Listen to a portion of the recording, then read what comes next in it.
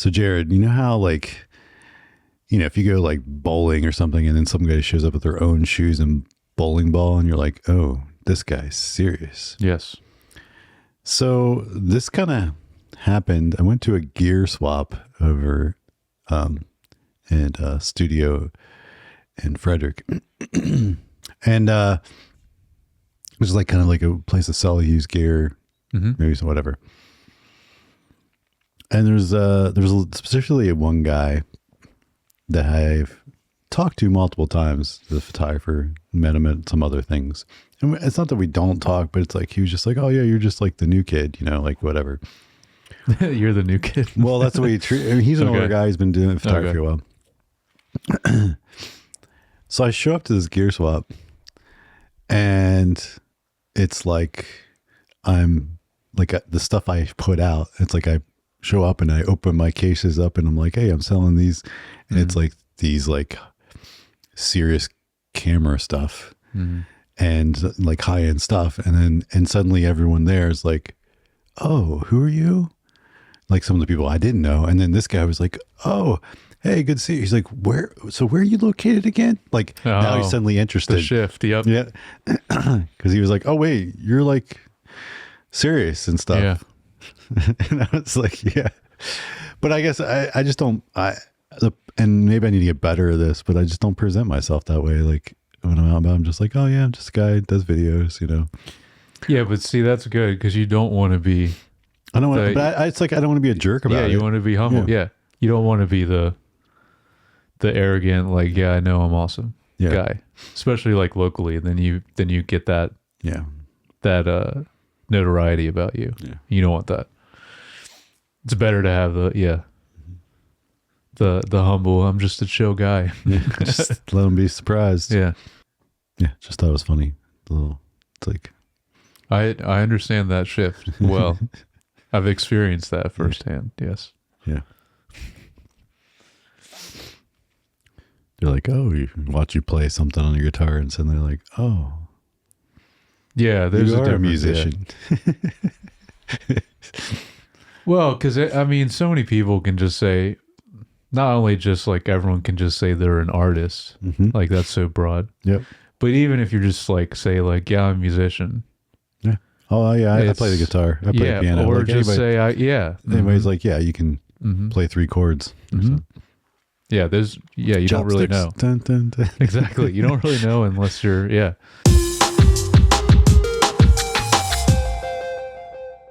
Hey, welcome back to Screen Time TV, a podcast where we discuss the latest streaming stuff that's happening. But currently talking about Last of Us more in depth, but we also discuss some of the other things we've been watching and the internet's famous game show, Based or Waste. Yes. So Jared, what's up with all these rainbows? Maybe they were all optimists? I thought about using that one. So my name is Josh, and this is my co-host, Jared. Josh, what the F is wrong with Seattle? I don't know. What is wrong with Seattle? I don't know. No one should go there. Write in if you live in Seattle. Let us know. Yeah, what's wrong with Seattle? I've been there, but it's been a minute. But I've never been there. Yeah. I've never been Portland or Seattle. Okay. I mean, Oregon or Seattle. Yeah. Or Washington State or Oregon. Yeah, that's what Portland and Seattle are cities, but I was meaning like those 2 states. I've never been up there. Washington State. That corner of the country. Oregon. Yeah. Yeah. Yeah. Write in if you live in those areas. Specifically Seattle. What the F is wrong with you? Yeah. So we don't have any new feedback, right? No, we do not. So I just wanted to include a little follow up to oh crap, what was the guy's name that wrote in last week? Kyle. Yeah. One thing I failed to mention in my just overview of my career, I guess it would have been 2018. I think 2018 was the first year. Yeah, first year. I started winning Emmys for some of the commercials I've done. Oh, what year you got your first one? Yeah, I think the first one was from 2018. Okay. I got it because it doesn't, for a commercial I made in 2018 that then I got the actual statue in 2019 for the awards for the previous year. That's normally how it goes. It's from the previous year. Yeah. So, and then at this point, I have 6 of them. It wasn't one a year, but there was a year I wore more than one. And then, So, I mean, I also have done judging. There's one right above me. You can kind of see. I'm pointing at right now. Yeah. It's off. Yeah. It's out of frame. But if you're an audio only listener, watch the video. You should be watching and listening to both. Always. And just from around that, like I've definitely done some of the judging as well for other areas, because they do break them into regions, and it's not you're not competing. It's not like the actors ones, and where you're not competing at. There's only one winner in the category. It's more just based on the grade that you're getting from all the judges. Okay. So you kind of, and you pretty much have to get like an A to even get a statue. So even like a B would just be like a nomination, but you wouldn't get a statue. Okay. So, or an A plus. So you've got 6 A's. Yeah, something like that. Yeah. But yeah, so that was like a kind of a career highlight. Obviously something very exciting the first time. And each time is still a great, honor to be recognized by your peers that you created something at the highest level. But yeah, I just kind of listening to that failed to mention. Yeah. I mean, that's it's not why we do it. It's not why we do it. So no, I know, but it's still an important factor. Yeah. So I just wanted to throw that in there. But write in at feedback at screentimepod.com if you have a question or just want to say anything to us, or write a comment on YouTube. Cool. All right, we want to get into what we've been watching. Yeah. What do you got? I'm going to assume you probably have more than me again. I have 2 things though this time. Yeah. One is actually it's an unorthodox one, but it's something I really want to talk about. So okay. Well, I mean, one of the things that I think we probably both have, you might just not remember it down, but the Studio episode 7. Oh yeah, I did not, which is surprising because I've been going through that every week. But no, I did not watch Oh, you didn't watch this one? What was this one about? It's called Casting. Oh. And it was almost a bottle episode. Not quite. Okay. But most of the episode takes place just in it is just them casting. The studio head's office with the wall of potential cast. Oh, that's cool. People cast. And basically it goes down. I mean, it's funny because it goes down. Well, here's the synopsis. It says the team scrambles to come up with a movie cast that won't offend anyone. And that's oh geez. And so they think they have a great setup, and it's also a nice callback to the earlier episode with something in there. But okay. Anyway, so it was a good episode, but it was another one of those that got, obnoxious in some ways because you're just like, oh my gosh, like yeah. But I imagine by the end, do they just come to the realization that like, oh, no one's perfect and everyone's going to be problematic in some way or is going to offend someone? Mm-hmm. Pretty much, yeah. Yeah. Yeah. So cool. Well, it's the same way with, that was a callback to the beginning, how they're talking about like some of the best movies are made by people that weren't good people. So great. Yeah. That's with any art though. Yeah. Honestly.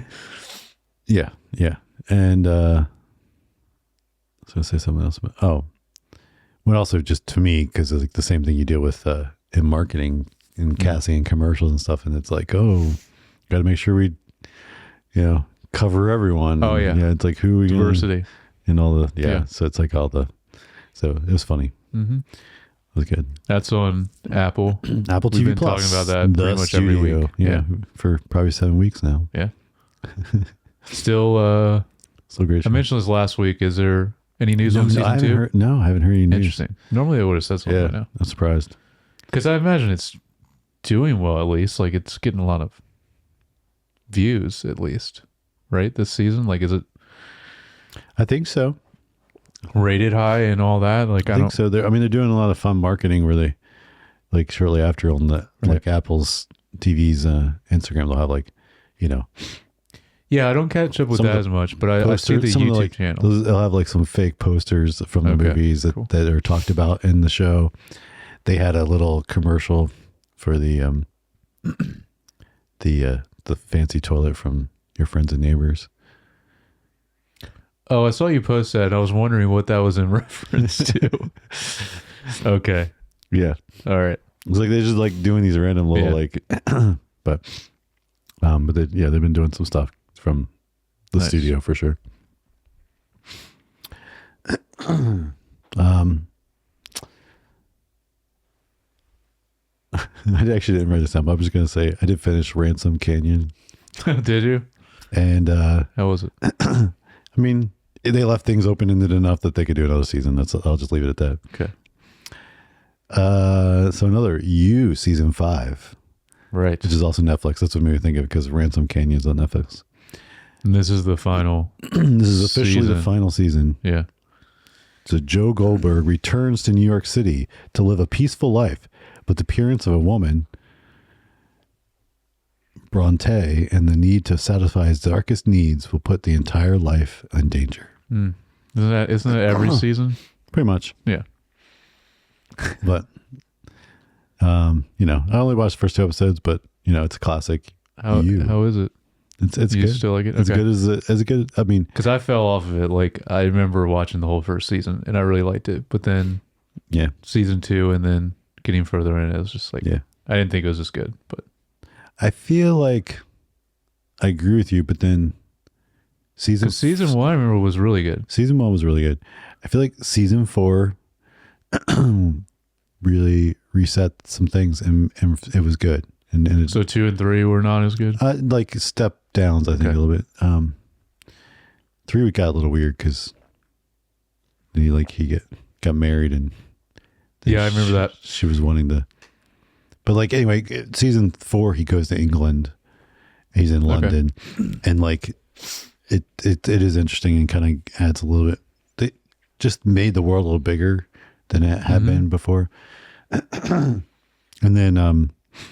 then this one so far is interesting, just because it's more of back to season 1. Well, it's back to the city of season 1, but like with a lot of the good and bad baggage from season 4 from London.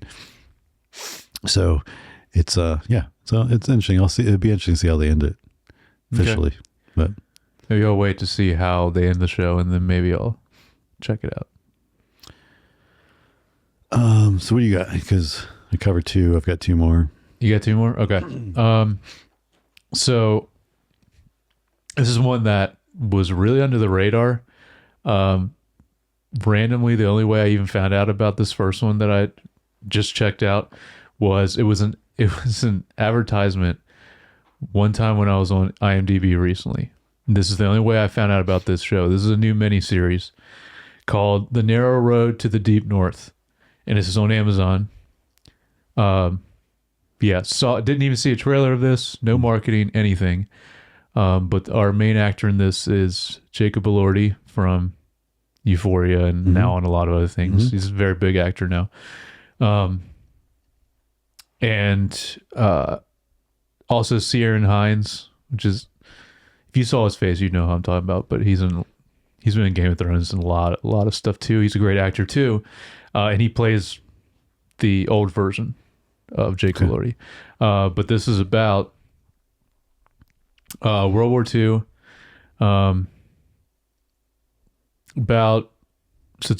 He's an army surgeon in a Thai Burmese prisoner of war camp in World War II.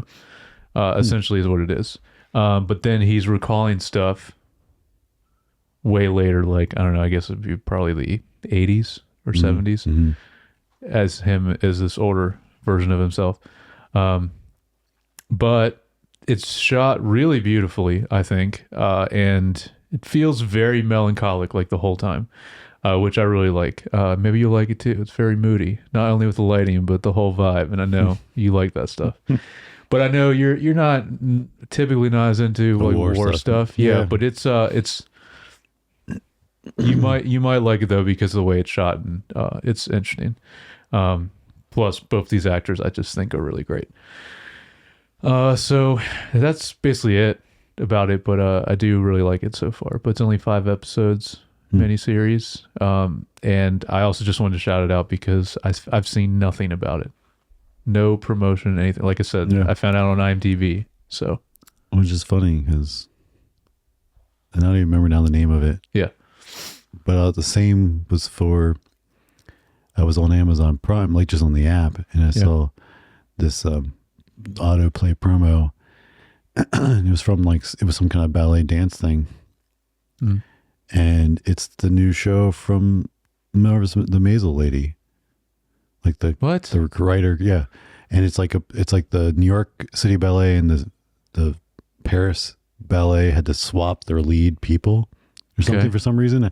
I just cut the preview and I was like, how did I not know this even came out? So I didn't know either. And it's like I love Maisel, so I'm gonna have to check it out. Yeah, like the writer that did that and Gilmore Girls and like it's their new show. Okay. So, but I didn't see anything about it. No. So I'm assuming this is Amazon also? Yeah. Okay. Yeah. Dang. All right. I'm gonna have to look that up. All right. Well, I'll do another one, then you can do your. Well, anyway, yeah. But just maybe at least add it to your Amazon watch list to check it out, even just for the cinematography and the lighting, and Well, another thing I checked out was the 4 seasons on Netflix. Oh yes, I have not checked this out yet. 3 suburban couples vacation together each season, but tensions arise when one couple splits up and the husband brings a much younger woman on subsequent trips. Yeah. So I made it through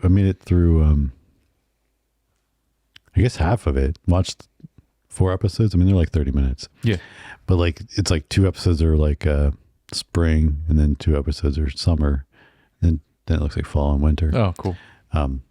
Per one. So I made it through like the first 2 seasons of, and it's pretty. I mean, it's interesting. Good cast for sure. Yeah, it is definitely a good cast. It has some funny moments. It kind of honestly reminds me. A lot of the stuff in it reminds me of like This Is 40, like that movie. Okay, I like where that movie. It's like that kind of thing where it's like a lot of it's about being like that age. Around like being middle aged and like just life that way and stuff. Of course, again, the one character leaves his wife and then starts dating some really young, a much younger lady, and so that adds some humor to the dynamic of like some of them trying to keep up with the young, and then so but it's not bad. It's not bad. Not bad. Okay. Netflix. Okay. Yeah, I will check this out. But I remember the trailer for it just because I was looking forward to it because of the cast, but then the trailer I was like, I don't know. Yeah, and I think Tina Fey like helped write it or whatever, create it. So yeah, and she's great at that from 30 Rock. And obviously I love Steve Carell. Yeah, but I don't know. I was just like, it didn't seem Steve really Carell, funny to me, but we'll see. Will Forte. Yes. Speaking of Euphoria, I know it has Coleman Domingo, who is an incredible actor, especially in Euphoria. He plays an amazing character in that show. But I know he's in 4 seasons. I believe is one of the gay couple. Okay. What's he doing for Euphoria? Well, you still haven't really watched Euphoria, have you? Yeah, I watched all of it. Oh, did you? Yeah. Okay. Like when I saw season 1 before season 2 came out. Okay, he's just throw on a blank on what he's. Yeah, well, because I recently am like slowly going through that show again. He's part of Ruse. He's kind of like her sponsor that she meets. Oh yes, and they have like a really long dialogue in the diner. Yep, that's really great. Anyway, I think he's incredible as that character specifically. But so he's in this show, but I don't know how he is in this show. But yeah, he's good. Yeah, cool. Yeah. What else you got?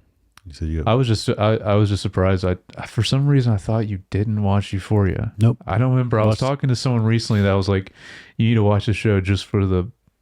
Again, talking about cinematography and lighting is incredible. Mm-hmm.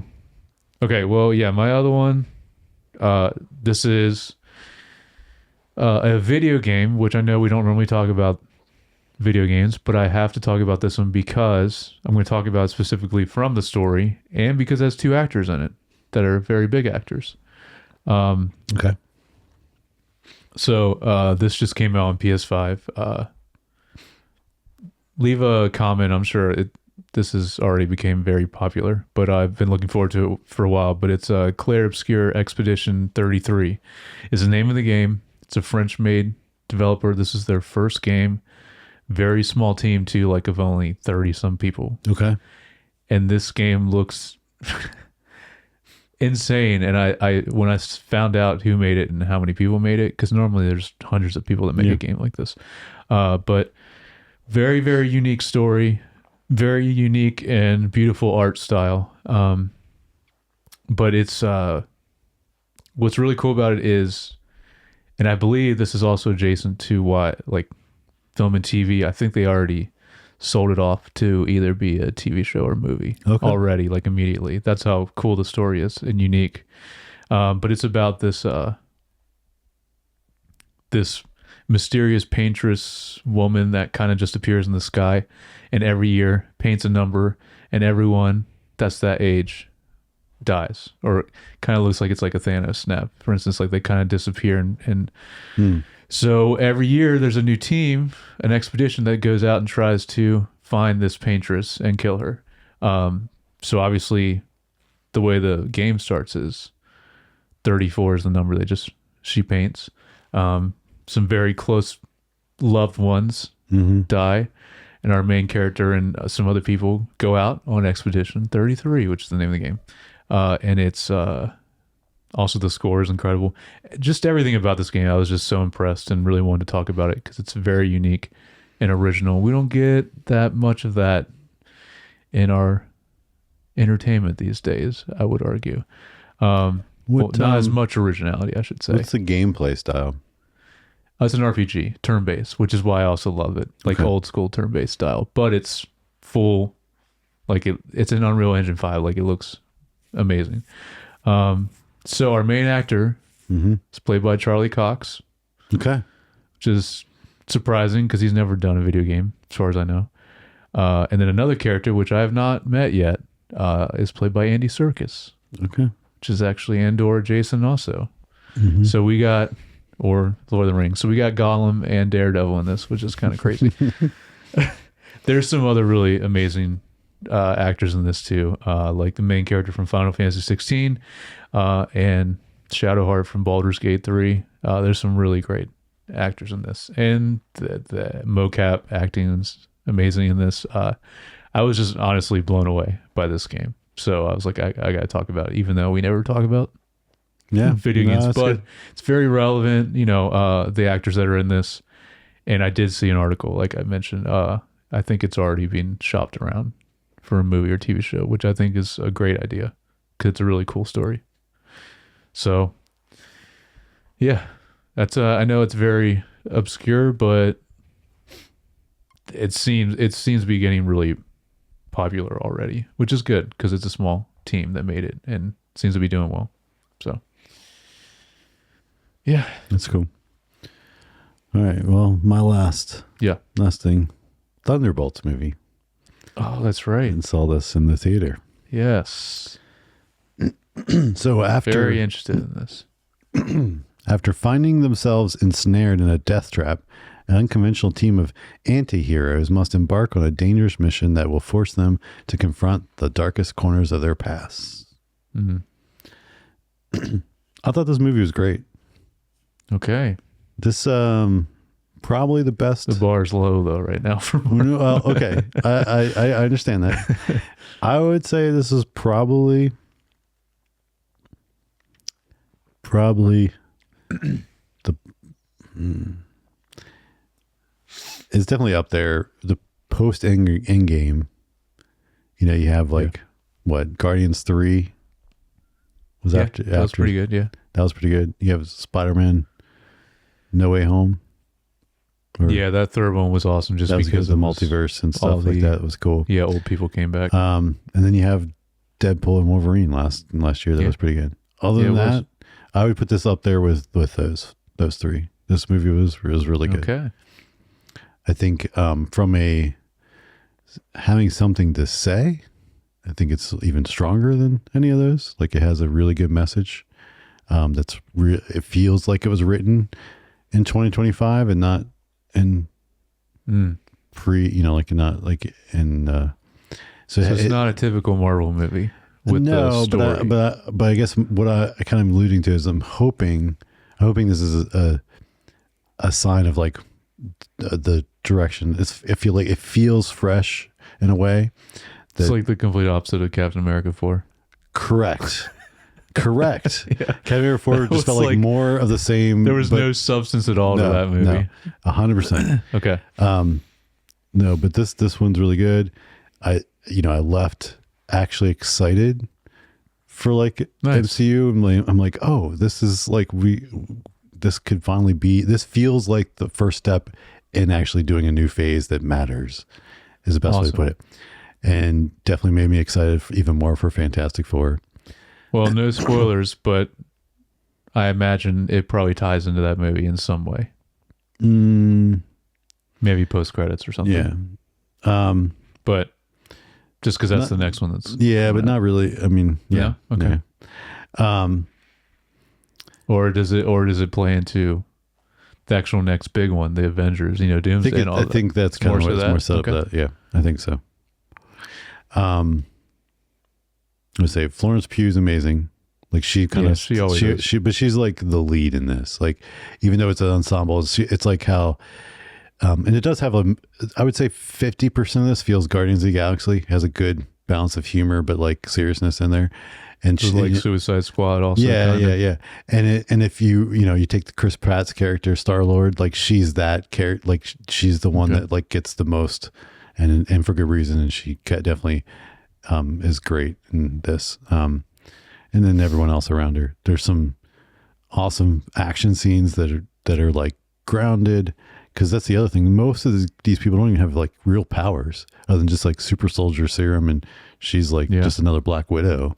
So all the fighting is a lot more. What is the full crew? I'm trying to think. Well, I know Winter Soldier obviously is. Yeah. And then you've got the Red Guardian. Yes, David Harbour. That's David right. Harbour, right. Which he's obviously there for comic relief. The old man. Yeah, he was good. And then you have the new Black Widow. Yep. Yeah. And then you have the lady that was from Ant-Man 2. Ant-Man phases 2. Like she would phase through things. Oh, that's kind of a deep cut. Yeah. Okay. Yeah. And then like you mentioned already, the knockoff Steve Rogers, Captain America, from the TV show, Falcon Winter Soldier. Okay, which, he's good. I liked him, and he's great in this because kind of a dick. Yeah, he's kind of a jerk half the time, but sometimes it does the right thing. Yeah. So you have this like ragtag of the group. Okay. Yeah, this ragtag of people that are, and then you have Julie Louis-Dreyfus character. Oh yeah. And then she's kind of she's like kind of the antagonist for them, right? Like, because she's the one that kind of basically sets them all up to end up being killed, but like, because they're all working for her. And then Amanda Waller of Suicide Squad, where she like assembles them and then wants to kill them. Yeah. So, but then it turns out anyway, but like, there's a level of like purpose and like meaning and depression, like dealing with depression, with like hopelessness and finding purpose and meaning in your life that they deal with in the script. That's I think done really well. So yeah, I think it was really strong. It was really strong and makes you excited for like if there's a few, if they can do a few more of these, they'll be back on track kind of feel. So you said, does this makes you more excited for the Fantastic Four movie? Yeah, well, just to see that, like, hey, they have an opportunity. it feels like I said, a fresh take.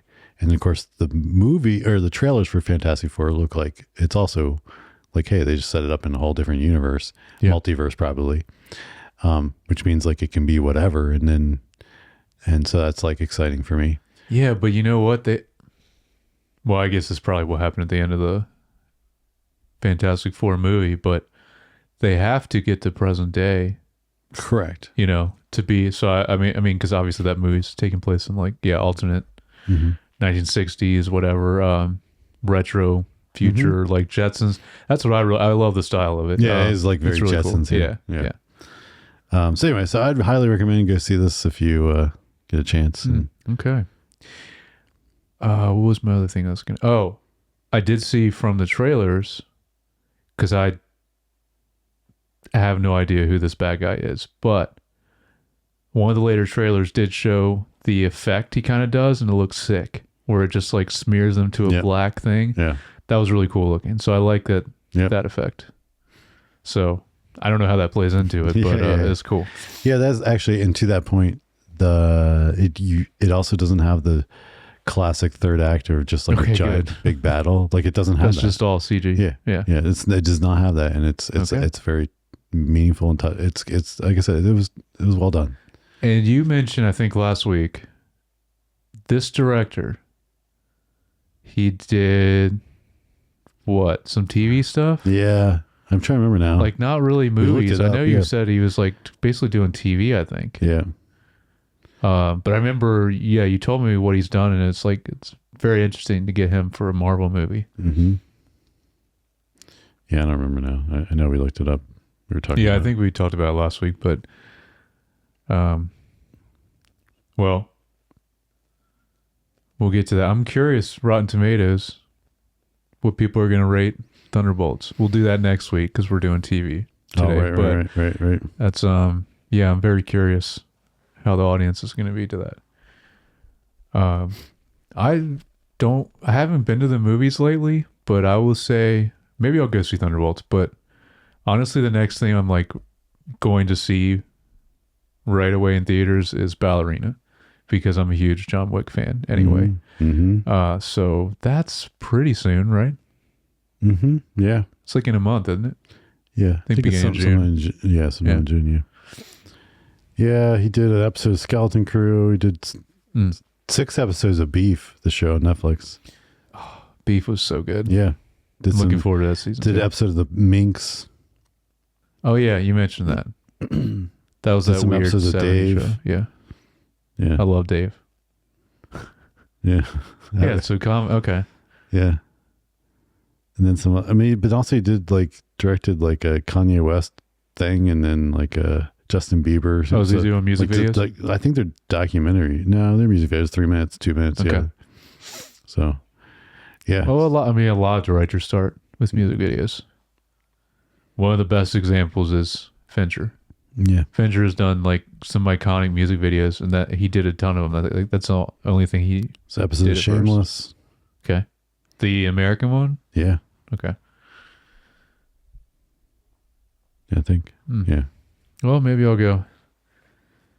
Because Fantastic Four is not till later, right? It's like in July. Yeah, okay. Yeah, so Ballerina, I think, that's the next one I'm going to see immediately. Which, now I'm thinking about it. I mean, I watch his movies like every year anyway, but I think I'm going to go through all the John Wicks again leading up to that. Yeah.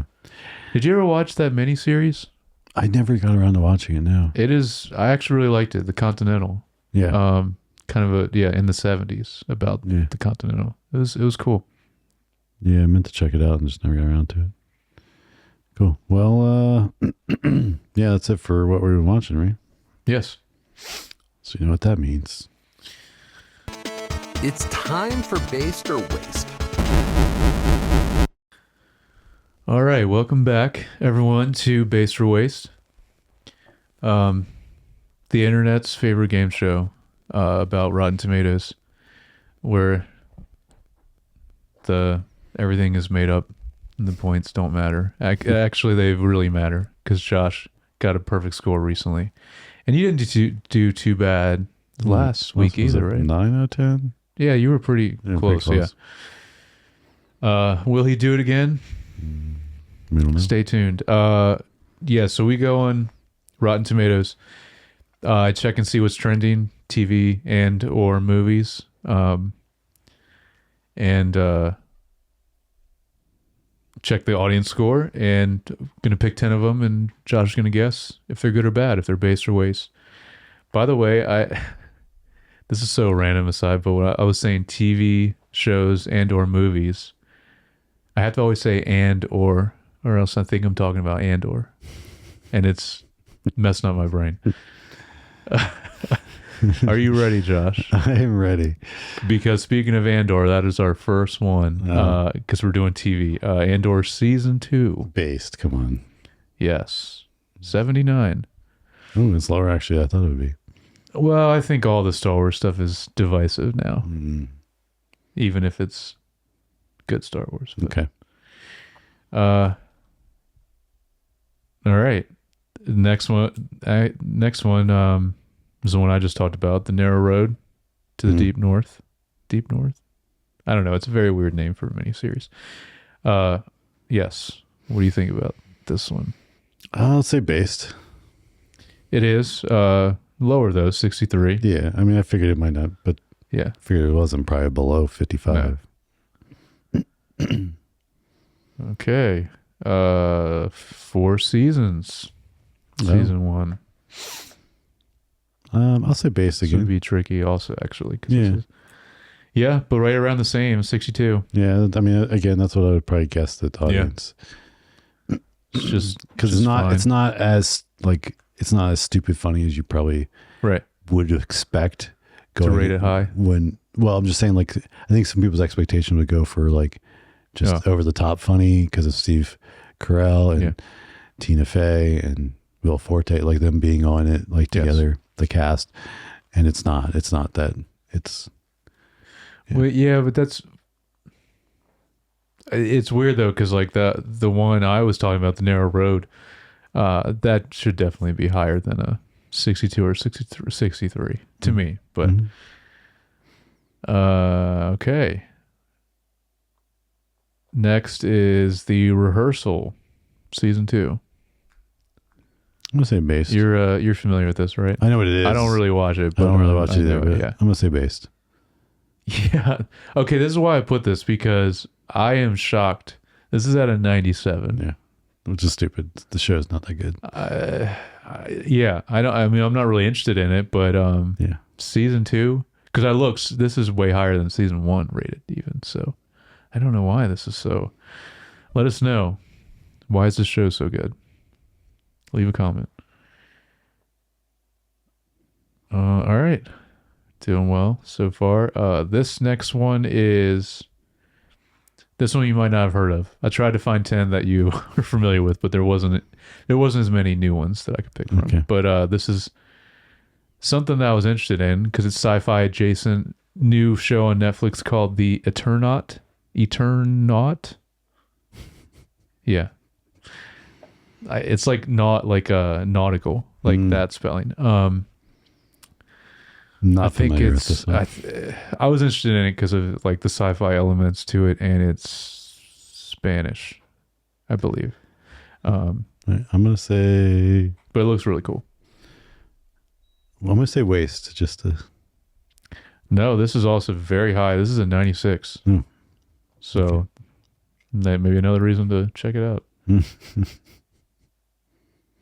Okay. All right, we're halfway through now. Doctor Who season 2. This is like because there's like a million seasons of this, but this is since they've done a reboot recently. I'm gonna say based. People like Doctor. No. Well, no. This which I've heard this show is bad now. Because it used to be good. This show, since it's been rebooted, people don't like it. This is a 55 waste. Yeah, which is unfortunate. I'm curious this next one if you know what this is, because this also just came out. The Bondsman. This is Kevin Bacon, new TV show that looks really weird No, that I have not checked out. He's like dies and comes back to life and does something. I don't know. It looks very Jason Statham weird type of movie. Yeah, it reminds me of like The Beekeeper and A Working Man and all that stuff. But he died. Yeah, it's very. He dies and like Satan resurrects him. It's very weird. I don't understand it. Oh, okay. That does sound weird. Yeah. I'm just gonna say, let's say Waste. That's what I would have said too, but no. I guess well, Kevin Bacon's awesome, but no, this is at a 77. People like it, I guess. But it looks very strange to me. Yeah, all right, we'll see how you do with these last Not three. doing so good. You started off strong. Yeah. Did 4 in a row and then just did 3 in a row not. Yeah. I missed. All right, Running Point, which you talked about this semi recently. I would say that was based. Yeah. Yes, 81. All right. I still need to. No, I did watch a tiny bit of this. I need to go back to it. Okay, this next one I wanted to put down just because I love it, but I was wondering why it's trending from our talk previously. Now I understand. Beef season 1. Oh. Also, I think the new season probably will come out soon, which I'm very much We're looking going to say forward to. based. Yes, 87. Beef was so good. Yes, it was. I think that came out before we started the pod, though. It's been a while, but I remember we talked about it a lot. It was so good. That's on Netflix if you don't know. Yeah, great cast too. Yeah. All right, last one. Obi-Wan Kenobi, that TV show, and we know why that's trending. Huh? We know why that's trending. We do? Yeah, because they had the sure, Revenge of the Sith. Because I was like, I don't know if it's not really Andor adjacent, but no, it's Revenge of the Sith. You're right. Adjacent. Yep.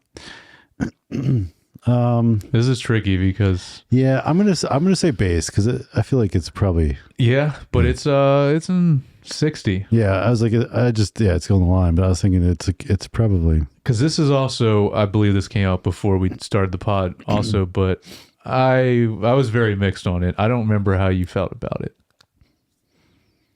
I thought it just needed to be recut.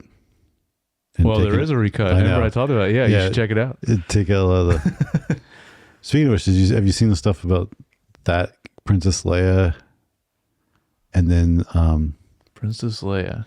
What the about her? the little girl Princess Leia in that? Oh, yeah. In comparison to Mom Motha's daughter in Andor.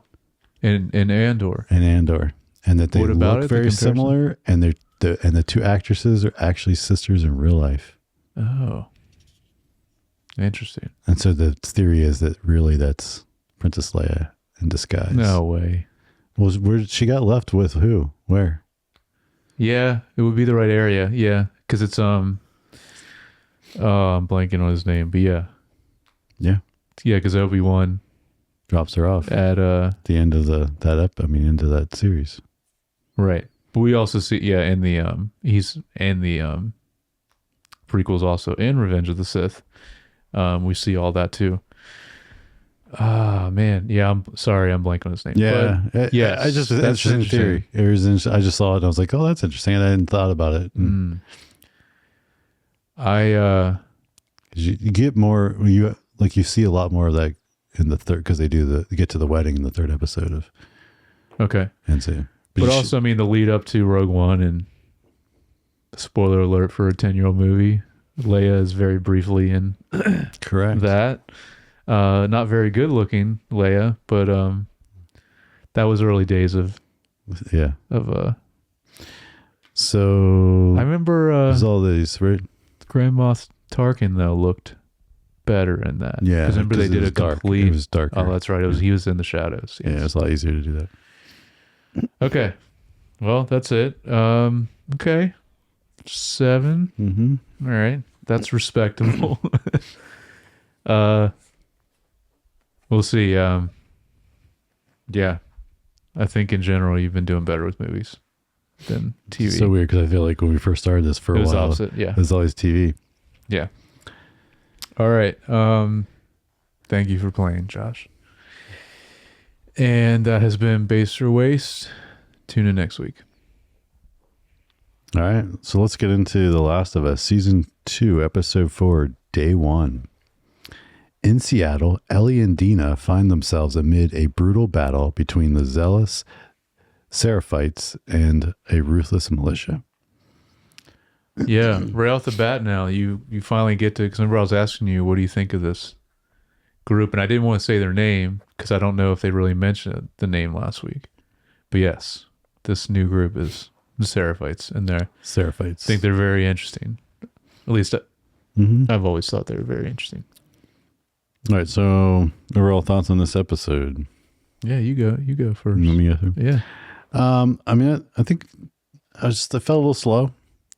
Like last week's was a little slow as well, but last week I kind of expected because it was like, hey, let's kind of like because of what happened in episode 2. But now I was expecting it to kind of move along a little faster, and it kind of still moved pretty slow. It just kind of made me think, reflect then on. I feel like season 1 definitely had a lot quicker pacing. Yeah, but the story is way shorter in general. Yeah, but they kind of moved things along. Yeah. A lot. Like it was like, oh, we're here, and then we're here, and then like, and they were just having these like moments in these different areas, and then they would go on to the next thing for like each episode practically. And so it felt like the story was moving along a lot quicker. And this is like, oh, now we're moving at like a whole episode is a one day. So moving like very slow. So that's the only thing, but it was still some obviously good stuff in here. Good character moments, got even some crazy action stuff again. Yeah. And so it's not like I did enjoy it, but I just was like, okay, let's. I agree. I was surprised. I'm like, we're going through this story slower than I thought we would.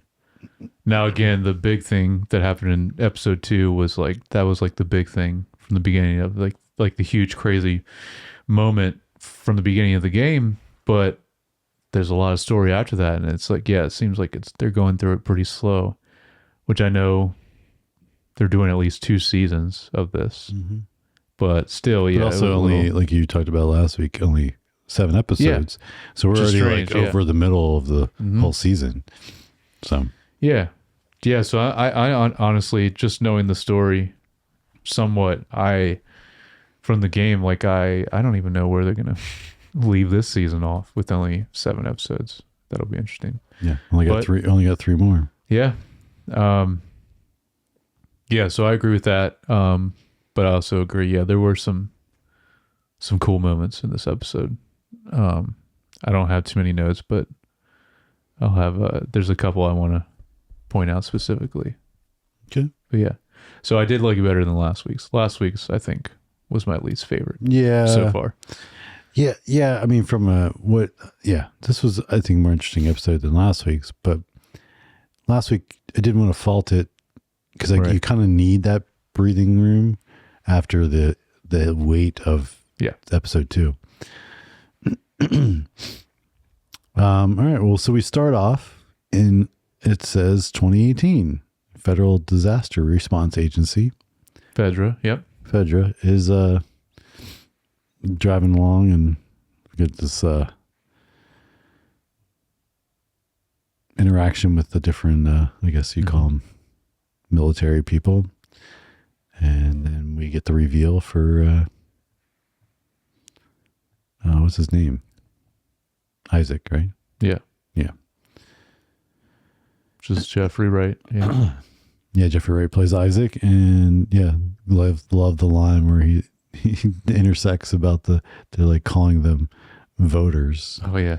And then the young recruit is like, why do we call them voters? And then that's when we get him, and he's like, well, it's because we were mocking them because we took all their absolutely ability to vote. Brutal line, but no, that was great. There was 3 recognizable actors in this opening scene that I was like, oh yeah, okay. Like, not only Jeffrey Wright, which we get him later, which I think is like one of the best scenes of the episode. I remember seeing casting news a while back that he was in this season, but I'd forgotten when we started watching it. Right. So then when he showed up, I was like, "Oh, that's right. He's supposed to be in this." Yeah. I love Jeffrey Wright. He's an incredible actor, and this character, this is one of the few that he also played this character in the game, which is really cool. So they got him, to do this, which they've only did with I think one other character in season 1. They got the same actor. I was really excited when I heard that he was going to be doing the same character, because it's a really great character in general. And like we said, he's an incredible actor.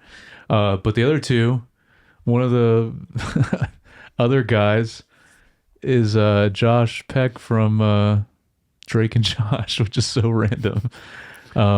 Which he was also in Oppenheimer, which is so crazy for him to be in a Nolan movie, and now this. And then the lady, I love this actress. She's the best character in the movie Waiting. Wow. Okay, that's I know it's just what I love. A callback. Way to call it. She's the one that just is always pissed and yells in that movie. Just a great character. But speaking of Euphoria, she's also Sydney Sweeney's mom in Euphoria. She's just a great actress. I've always liked her too. But it was just such random. So all three of these people in the opening scene. But this was a cool. It was a cool scene. Yeah. I don't say it's my favorite, but it was one of my favorite parts of this episode, probably. And it was kind of I could have done more with the flash. I could have lived more in the flashback. Yeah. Get fill in some of the gaps. Yeah, I like that. But anyway, the move, it was unexpected. He just turns around, goes back to the truck, and just throws the grenades in there and shuts the door on him. Yeah. That was crazy. It just gives you, between this opening scene and then a scene later, which I think was one of the best scenes of the episode, is just you get an idea already of this character of Isaac, just how brutal he is. And how intense he is in general. So, but he did save the one guy, the young recruit, that seemed to have, I guess, promised to actually care about people. Yep. Then we come back to our present day in the show, 11 years later, and we see Isaac. Oh yeah, I forgot that it was the opening of the season was New Year's 2029. I remember seeing that when they were having the party. Yeah. And I don't know if we talked about it in that episode, but I was like, oh, I was surprised. That's what year we're in for this show. Mm-hmm. But yes, then we see Isaac now interrogating a Seraphite. And this, I did like this, the way they, his whole monologue about impressing women. I was shy, so you had to lean into your strengths. I could cook. And then he's like, I used to go to Williams Sonoma and look at and he's like, you wouldn't know what that is. Oh yeah, this was great. Yeah, it's the whole monologue exposition thing, and then using the copper. Yeah, yeah. No, I love this scene. And it's cool because it's it's similar things, like the opening flashback in this, and even this scene you're talking about with the Seraphite. We get moments like this from the game, but they're in different ways. So it's really cool what they're doing, contextualizing it in a different way in this show. So I like these moments a lot. Yeah, and it's interesting, the line where he's like, the Seraphite says, you already lost, or something along those lines. And then he's like, every year or something, you lose a wolf to become a whatever. I guess does he call himself Seraphite? You lose a wolf that comes to one of us. No, he used another word. I know what you're talking about. I forget the word though. But then he's like, but one of us never becomes a wolf. Yes. And so he's just saying the long game, they win. And I love the them arguing, like he's like, I don't want to argue the chicken and the egg thing, like who retaliate, he's talking about back and forth. Yeah, who started the... Yep, and who, retaliating and all that. That was all really great. Also, and then by the end of it, I really liked how in the scene, like, he turns around one last time and the dude just holds out his other hand, like, yeah, go ahead and do it. Like you can see, it's just a really good scene to see the intensity of both of these, like the wolves, but also the Seraphites, how strong they are and like their convictions and what they believe. Yeah. There's a mention too, which I also just plays into why I think the Seraphites are so interesting, is they talk about this mysterious woman, right? You remember that? So I don't want to get more into it, but it's just, that's an interesting piece of the lore to the Seraphites as well. Well, he mentioned something that was like, yeah, some of you guys like worshiping this woman. Realize she's not some god and just a person. And then he's like, oh, those are heretics or whatever he calls them. Yeah. So, yeah, it was a good interaction, good information for a viewer to like understand the world bigger. Well, then ultimately he's just done with it and just shoots him. Yeah. Then we get Ellie and Dina start exploring their first day in Seattle. Yeah. As they search for Abby. And Dina basically takes a pregnancy test. You called this. I know. I knew it right away last week. Yeah. And then when I didn't want to say that, so I was just like, last week. And then even when she's like, they're in the pharmacy looking at a bunch of stuff, then she's like, oh, give me a second, I gotta pee. And you're like, oh my gosh. Yeah. Of course. And then it's funny because it's like the way they do it, because I remember this early on, first time I played the game too. Like, yeah, she sees like this piles of dead bodies and she immediately throws up like, oh yeah, she's pregnant. Like, not that like, because it's so telegraphed, because it's like, you see this kind of stuff all the time. You wouldn't have thrown up just from seeing this, Then they stumble across some of the remains of the conflicts. Yeah. And of course, Ellie immediately wants to head right there. And then Dina gives her like, hey, they have a big tower with their name on it. Yeah. Probably don't want to approach them. They're probably ready. So they decide to wait till night and then try to sneak. Still, from like a realistic perspective, like why they think two of them can take on. But I guess they're just all they worried about is finding Abby, killing her, and getting out of there. Yeah. No, I don't think they're ever their intentions are ever to just go straight on to this whole WLF militia force. Yeah. Then they end up going into a music store. Yeah, a record shop. Yeah. Ellie finds it's a record shop, but also they obviously had a lot of instruments. So yeah. Oh yeah, it's true. It was very. Yeah, she finds all the guitars and finds one that was in a case that's not all messed up, and she starts playing it, and then it's Aha's song "Take on Me," which is kind of funny, but yeah. No, it's a great song. It's a great song. Yeah, well, this is really my only other note I have for this episode. This is a pretty pivotal scene from the game, this moment. And yes, this is also done. This is one of the few scenes in this episode that was pretty faithful to the game. Just the way it's lit and like, there's a lot of green around. She's sitting there playing and the sun's shining through. And yeah, she plays it. She sings and plays the same song in the game. And yeah, I think it's a cool scene in the game, and I thought it was cool in this too. I won't get into the whole playing the instrument thing though, because that always bothers me, and that was not good, but that's besides the point. Besides that, I will say though, she was at least making the right chord shapes. Okay. But the finger picking was off. All right. And her voice was dubbed for sure. But yeah.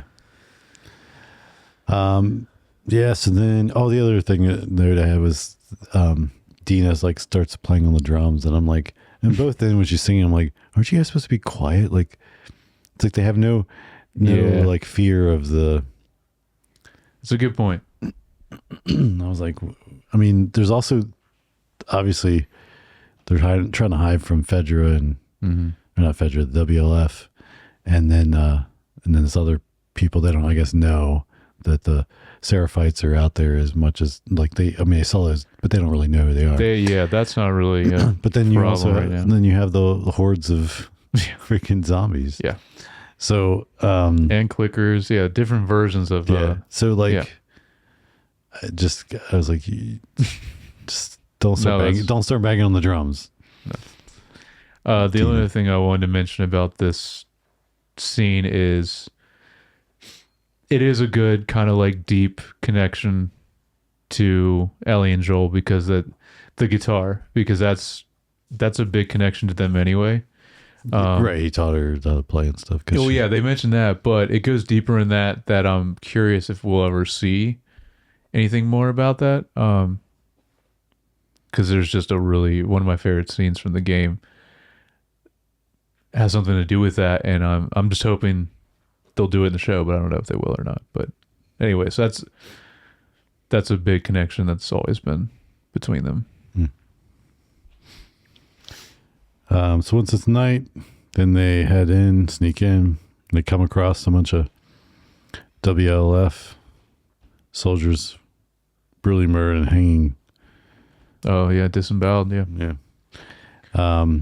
Again, we probably know the Seraphites did it, but they don't know who they are. Right. But then some of they find a walkie that's live, so it just happened not that long ago. It's pretty fresh. And then this is when Dina says, "What the F is wrong with Seattle?" yeah, it's true.